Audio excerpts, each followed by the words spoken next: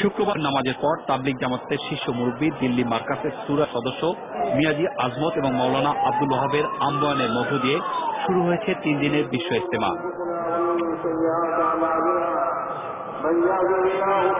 তারপর থেকে ধর্মপ্রাণ মুসল্লিদের রহমতের ধ্বনিতে মুখরিত হয়ে উঠেছে টঙ্গীর তুরাগ নদীর পাড়। হজের পর বৃহত্তম এই ধর্মীয় জমায়েতে শরীক হতে পেরে আল্লাহ পাকের দরবারে শুকরিয়া আদায় করছেন বিদেশের মুসল্লিরা।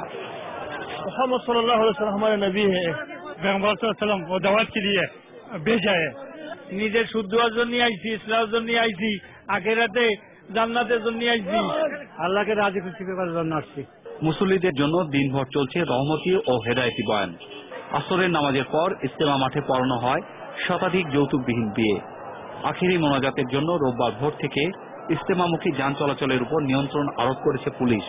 হয়েছে অতিরিক্ত সতর্কতা। জয়দেবপুর চৌরাস্তা থেকে গাজীপুরের টঙ্গীর দিকে এবং আব্দুল্লাহপুর থেকে জয়দেবপুরের দিকে অর্থাৎ গাজীপুরের দিকে এবং ভিতরে আসলে সড়কের ভিতরে যে কামারপাড়া ব্রিজ থেকে মিশনের কানেক্টিভ যে সব রাস্তাগুলো আছে এগুলো বন্ধ থাকবে আজকে থেকে, রাস্তা থেকে। মুসল্লিদের জন্য বিশেষ ট্রেন ও বাসের ব্যবস্থা করেছে বাংলাদেশ রেলওয়ে এবং বিআরটিসি। রবিবারের আখিরি মোনাজাতে রাষ্ট্রপতি মোহাম্মদ জিল্লুর রহমান, প্রধানমন্ত্রী শেখ হাসিনা এবং দলীয় নেতা বেগম খালেদা জিয়া শরীক হবেন বলে আশা করা হচ্ছে।